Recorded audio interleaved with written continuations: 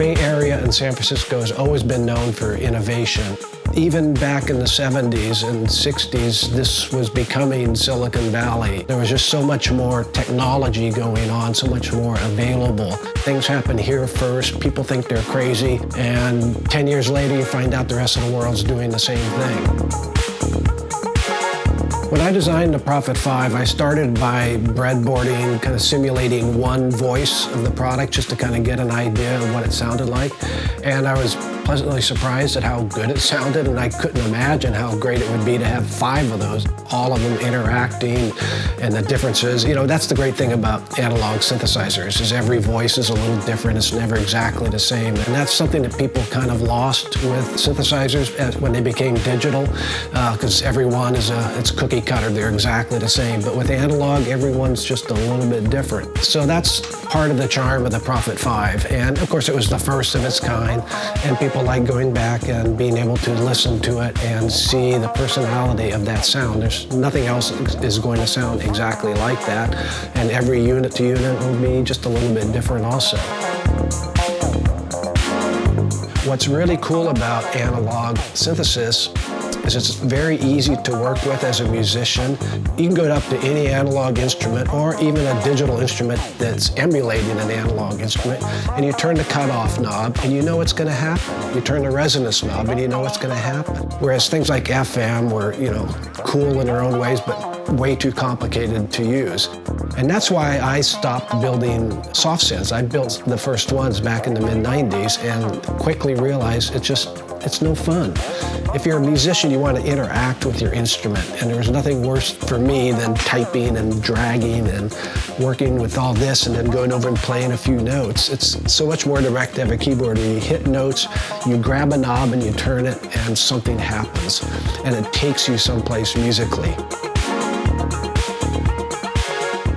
These days, there are a lot of analog synths out there. A lot of people are building big, small. There's the whole modular thing is new. We definitely try to design all of our products with different personalities. It's the reason we can sell an OB6 and a Prophet 6, even though they look somewhat similar and they share a lot of common features, but they just have their own sound, their own personality.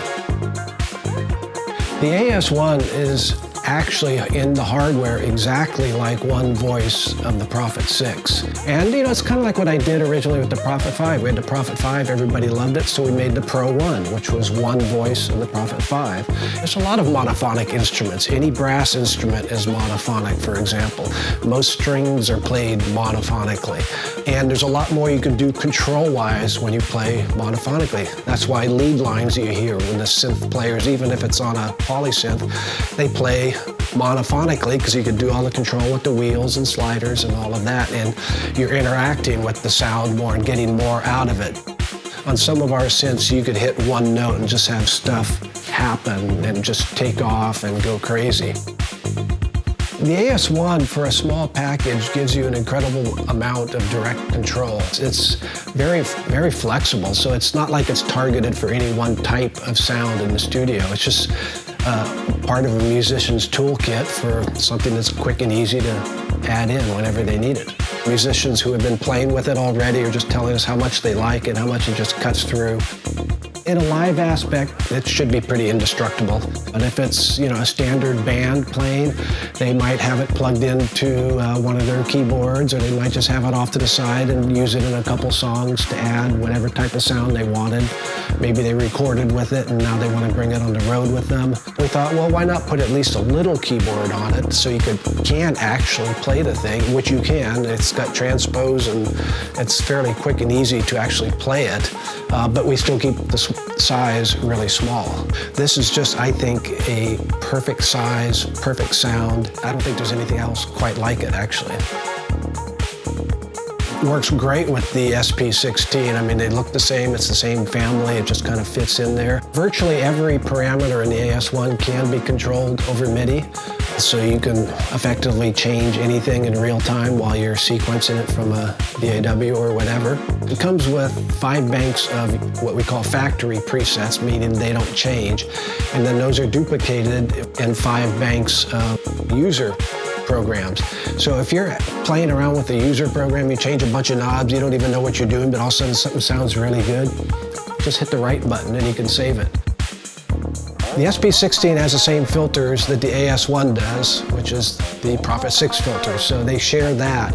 And of course, the filters are always the most important part of any analog synth, or any synth, digital or analog. It's the filters that everybody gravitates towards, and that's what gives it its personality.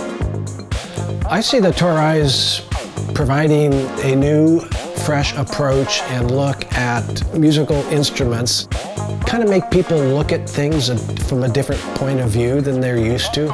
Everybody gets so locked into, this is how everything works. So it's fun to come in once in a while and say, well, here's something that actually works better, lets you do all these new things, and best of all, integrates quickly and easily with what you're used to using.